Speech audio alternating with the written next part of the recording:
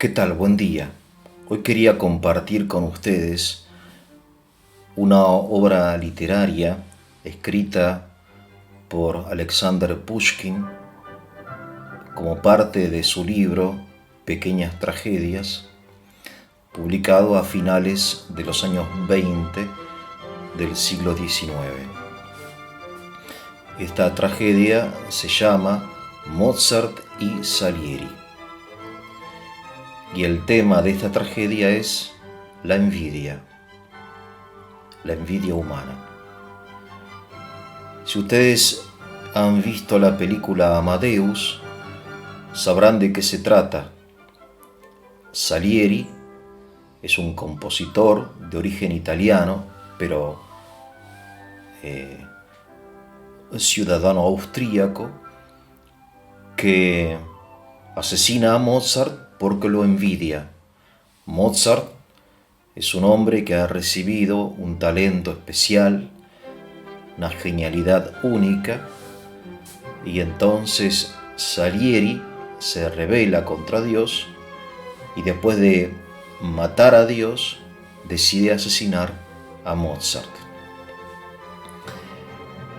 Esta película Amadeus, que les recomiendo verla, trata de este argumento que se inicia en la época finales del siglo XVIII, en vida de Mozart y de Salieri, porque existía cierta, como decimos aquí, pica entre ellos, un poco normal porque pertenecían al mundo, lo que hoy llamaríamos el mundo del espectáculo.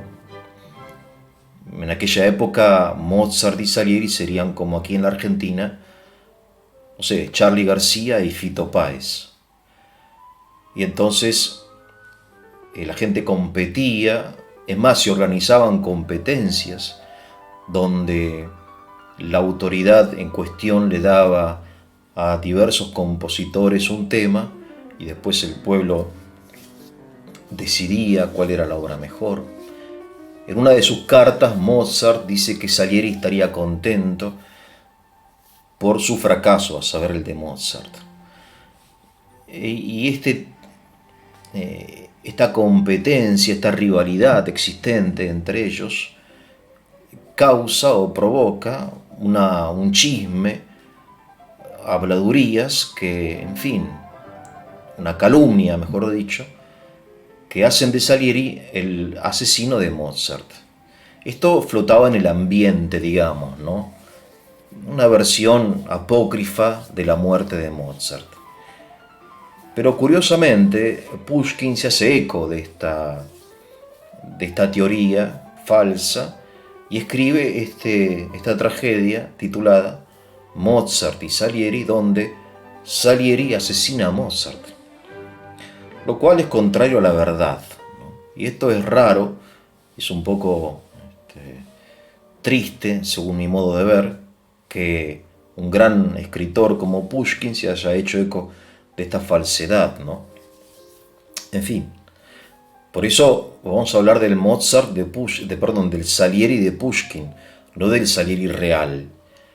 Hay una fundación en España llamada Antonio Salieri que reúne a los admiradores de este compositor, de este maestro, porque fue un gran maestro. Entre ellos él tuvo un discípulo a Beethoven, ni más ni menos, ¿no? Para que se den cuenta que era una persona excepcional, de gran talento, no solamente musical, sino docente y organizativo, que no es poco.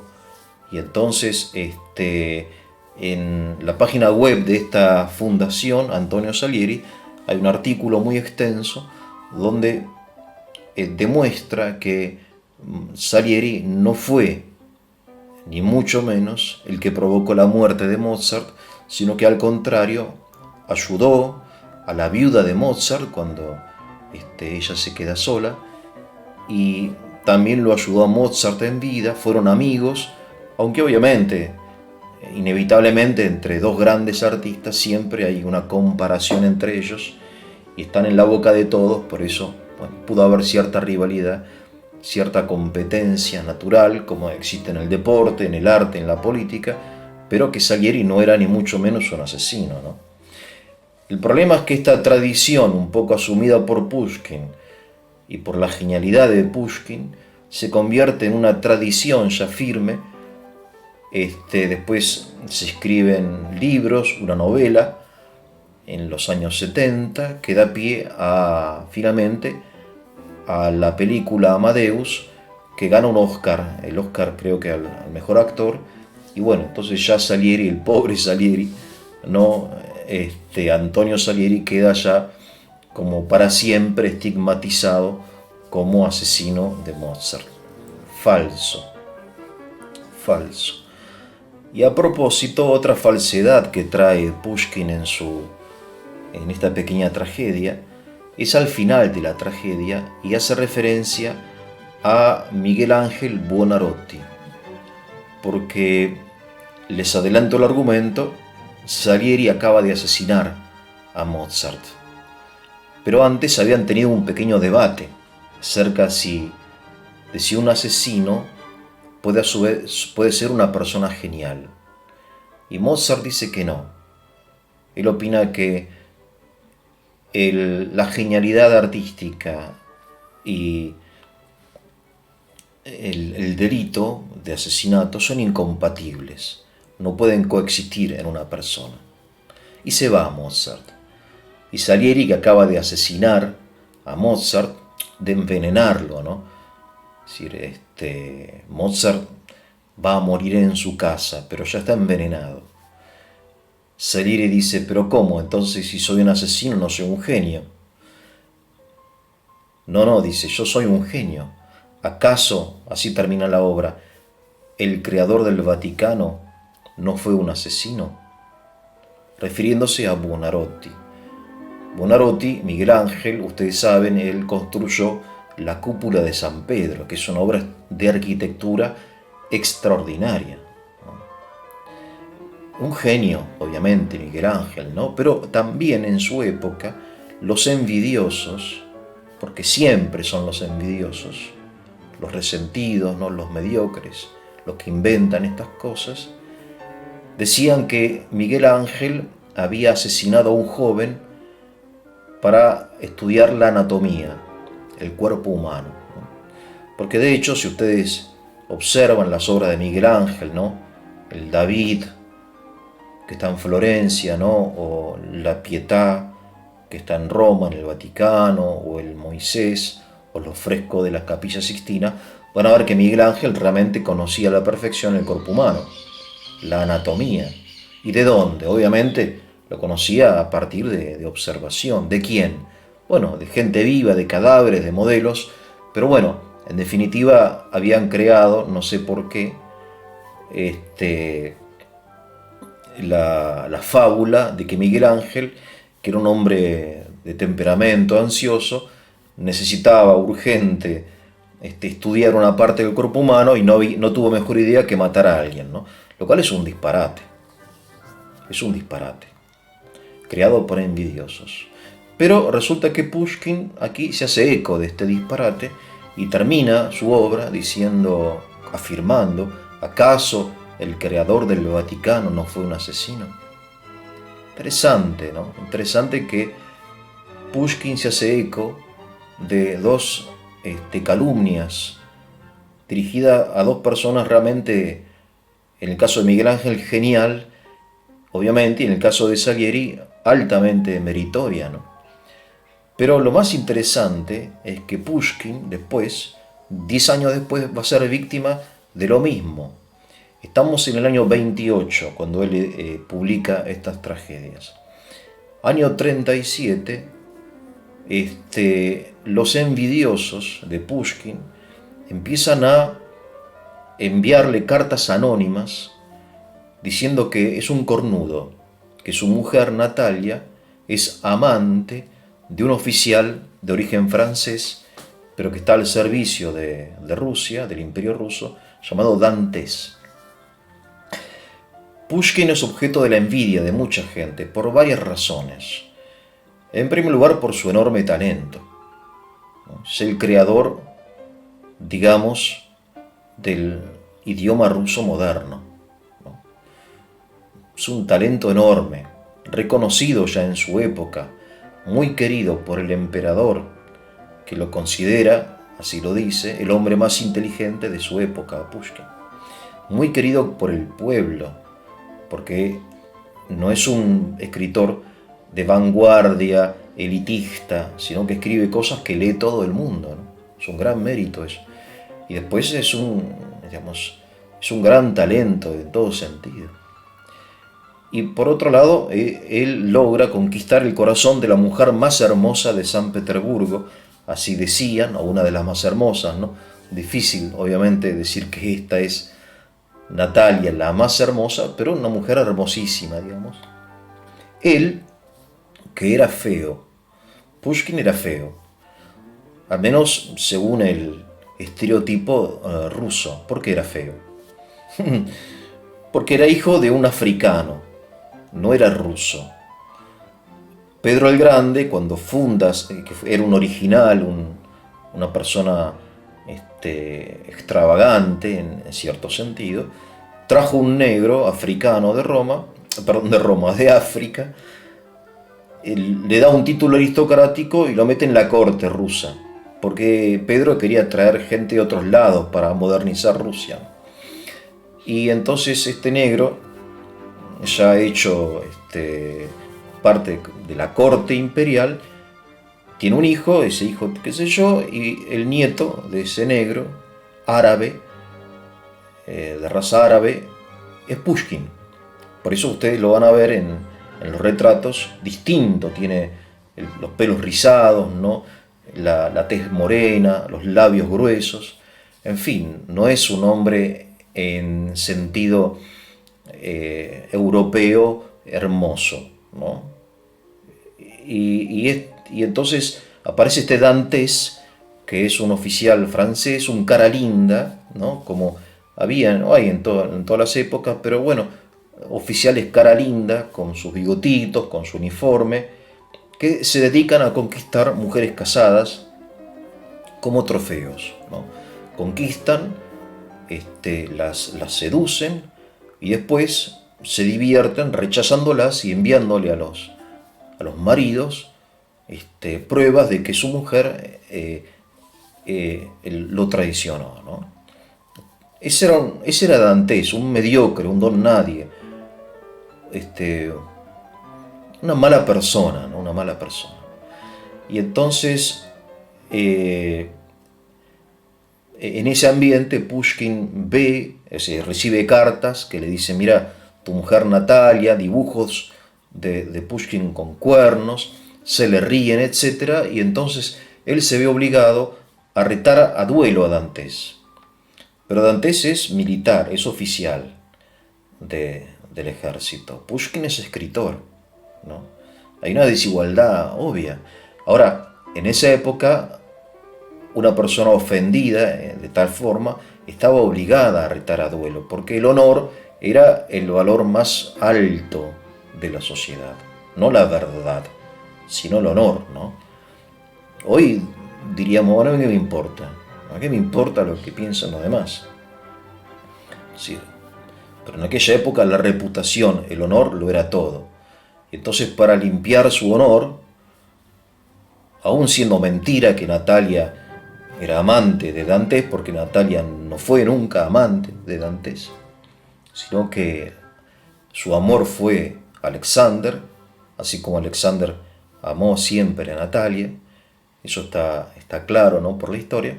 El hecho es que Dantes mata a Pushkin, al hombre más inteligente de Rusia, al hombre más talentoso de Rusia, asesinado por un mediocre, por un don nadie, en un duelo con pistolas, no con armas blancas, porque no siendo militar Pushkin, y no dominando el arte de la esgrima, entonces usaban pistolas. Dantes hiere a muerte a Pushkin, que pasa una tarde horrible, ¿no? Tormentos espantosos, se confiesa, comulga, perdona a Dantes, porque él dice: quiero morir como cristiano, dice Pushkin, y muere.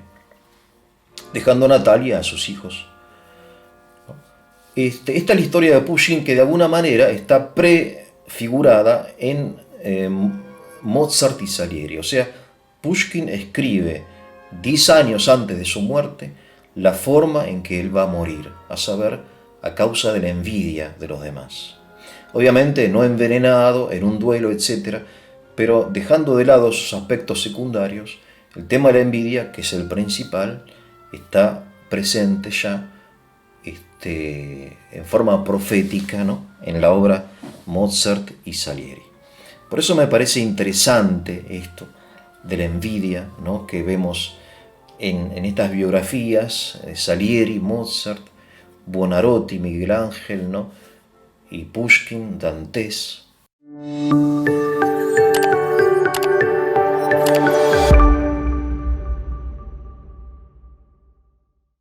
Y vamos un poco, si quieren, ahora a la obra, que es muy corta.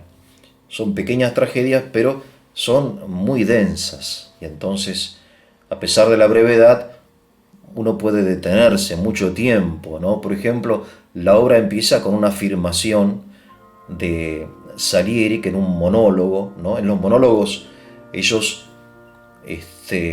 hablan lo que sienten, son honestos, son sinceros, no en los diálogos, ¿no? Pero el monólogo es una forma de expresar los pensamientos íntimos de la persona, ¿no? Entonces, en la escena 1, son solamente 2 escenas, en la escena 1, Salieri afirma al inicio de la obra, dice así: no hay justicia en la tierra, dice. Es un hecho, pero tampoco en el cielo. Dios no es justo, es una afirmación teológica, la de Salieri. Dios no es justo. En la película aparece Salieri tirando un crucifijo en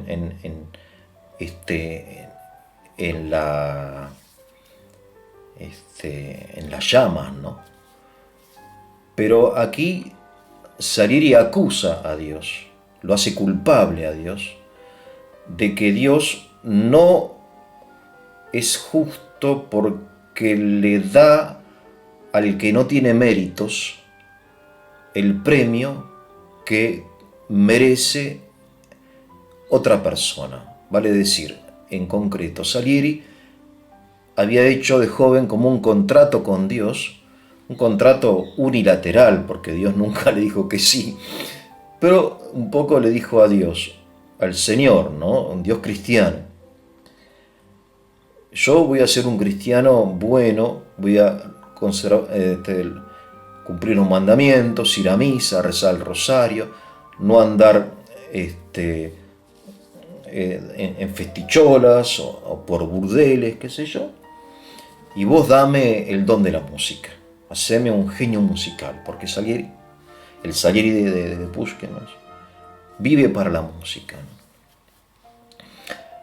Bien, entonces resulta que aparece en la escena un Mozart, que es un joven, un poco, no es un libertino, ¿no?, pero es un poco un hombre superficial, que le gusta en las fiestas, que no toma en serio demasiado nada, ¿no?, que, en fin, que le encanta la vida social, el champaña, los bombones, las mujeres, aunque está bien casado, etc. En cambio, Salieri es como una especie de monje, ¿no?, dentro de ese ambiente cortesano bastante liviano, bastante corrompido. Entonces, escucha Salieri la música que hace Mozart, que es extraordinaria, ¿no?, realmente extraordinaria, digamos, uno realmente siente que Mozart está tocado por el dedo de Dios, de otra forma no se explica, ¿no? Y dice, bueno, Dios no es justo, Dios no es justo. Entonces el tema del mérito es el que aquí aparece, que es un tema muy estudiado en teología, ¿no?, en la teología católica y protestante, el tema del mérito. El mérito es como el fundamento del premio.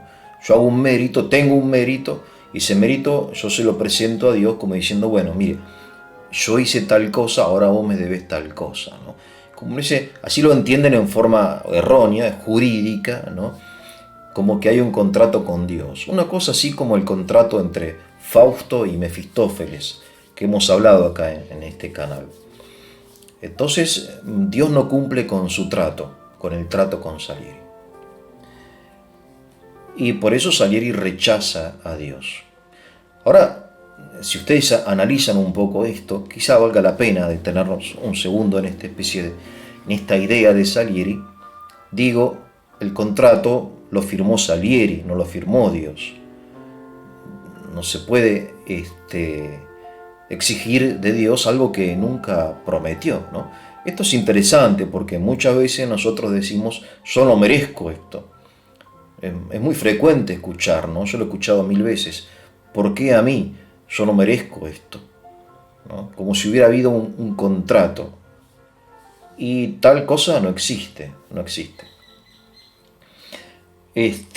Ustedes recordarán, entre paréntesis, la parábola que trae Cristo en el Evangelio, que dice que es muy interesante y diría hasta divertida porque resulta, dice Jesús, que el dueño de un campo contrata a la mañana a obreros, ¿no?, que vengan a trabajar al campo y les dice, bueno, ustedes trabajan y les doy 2000 pesos, ¿no?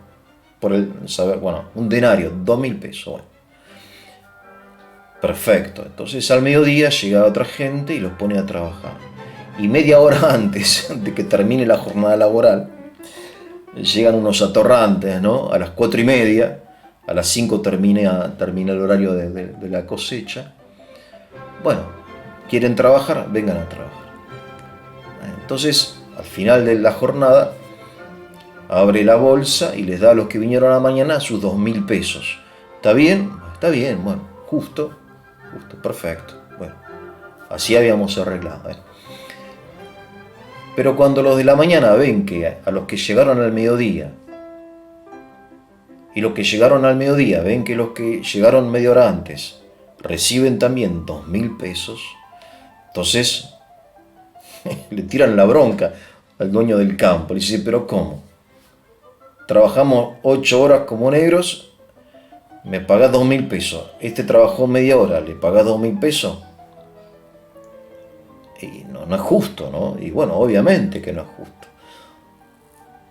En cambio, pero el dueño del campo le dice, bueno, ¿cuánto habíamos quedado que te pagaba? 2000 pesos. Bueno, agarra la plata y tómatela. Yo te doy lo que te prometí. Ahora, si yo al otro le quiero dar más, es un problema mío. La plata es mía, no es tuya, ¿no? Es interesante esta parábola que manifiesta que en Dios las cosas no son como entre nosotros. Y en Dios la misericordia supera a la justicia. Bien, entonces Salieri piensa que él tiene méritos, etc., pero no se da cuenta de algo muy importante, que es algo realmente importante, y esto es el tercer punto de esta editorial, que es como una charla, no es más que una editorial. Es que el talento es un beneficio para todos. Una cosa es el portador del talento y otra cosa son los beneficiarios del talento. Por eso cuando alguien tiene un talento que yo no tengo, tengo que alegrarme, porque yo me aprovecho de ese talento, aunque no sea su portador. Vale decir, el talento de Mozart no era para Mozart. Estaba en Mozart, pero era para nosotros, los que escuchamos la música de Mozart.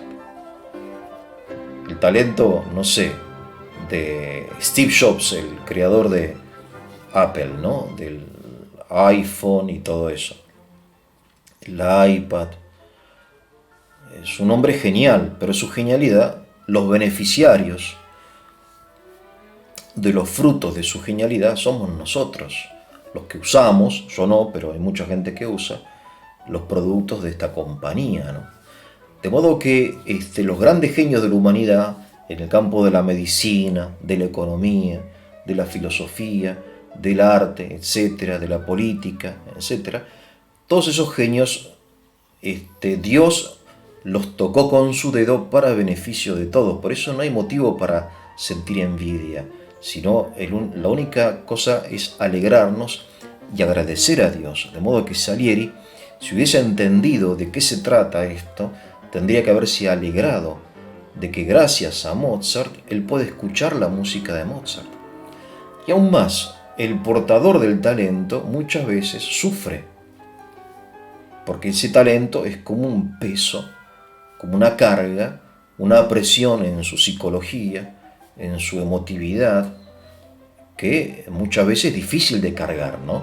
San Pablo dice, hablando del don de la fe, dice, llevamos nuestro tesoro en una vasija de barro, dice, como diciendo que, y esto muchas veces nos dicen a nosotros, ¿no?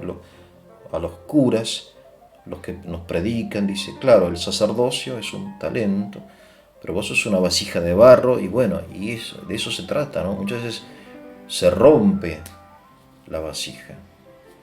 Por eso el portar un talento, el ser el portador de un don, talento en el sentido general, ¿no? De don, de vocación o lo que sea, no es siempre algo que haga feliz. En el caso del arte, muchos artistas sufrieron mucho porque tienen una emotividad especial, ¿no? Por eso, mejor que ser Mozart es escuchar a Mozart, digamos, ¿no? Bueno, se evitan los problemas que tuvo Mozart, ¿no? Mejor que ser Maradona es verlo a Maradona. Maradona también puede ser o no, no sé, yo no lo conozco mucho, no lo conocí mucho. Su biografía, digo, no lo conocí nunca personalmente, pero los que beneficiarios de su talento deportivo fuimos los argentinos, ¿no? En fin, ahora quizá él se sintió aplastado, aislado, manipulado a causa de eso.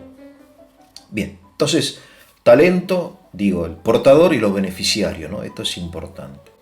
Seguimos adelante, en la primera escena, Salieri se encuentra con Mozart, Mozart hace una payasada, Salieri se enoja, pero a su vez Mozart le muestra una obra, qué sé yo, que escribe, y Salieri derrama lágrimas porque es una obra extraordinaria, pero a su vez se siente resentido porque no la creó él, sino que la creó otro. En el fondo, Salieri solamente ama a Salieri, ni siquiera ama a la música, sino que se ama a él en la música, no a la música en él, ¿no?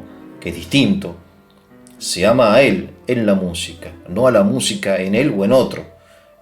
Porque si él amase, hubiera amado la música, entonces se sentiría feliz de la aparición de Mozart.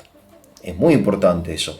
Y finalmente decide asesinarlo, lo invita a comer. Esta es la segunda escena, en un restaurante, y él tenía, no sé, la costumbre de llevar en su, colgando de su cuello, una pequeña botellita con veneno. Entonces, cuando Mozart está distraído, le tira veneno en la copa.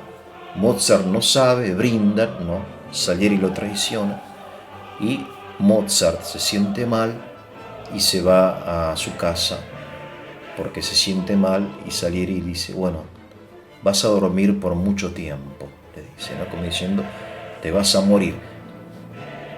Mozart se va y de repente Salieri se queda con la pregunta que ya les comenté. Si un asesino no puede ser genial, entonces yo soy un asesino, soy un genio, porque él lo que quería es realmente ser un genio. Y trae entonces el ejemplo que también les comenté de Miguel Ángel Buonarroti. Dice, ¿acaso el fundador, el creador del Vaticano no fue un asesino? Y así termina esta obra realmente trágica y profética, en el caso de Pushkin, que habla de la envidia fundamentalmente, y de temas relacionados con la envidia, el tema del mérito, que es un tema muy importante, ¿no? que hay que analizar y reflexionar, el tema del talento y de la diferencia entre ser portador y beneficiario del talento, ¿no? Y otros temas que son no de actualidad, que son eternos, ¿no? Me parece que valía la pena recordar esta obra. Así que bueno, que tengan un muy buen día.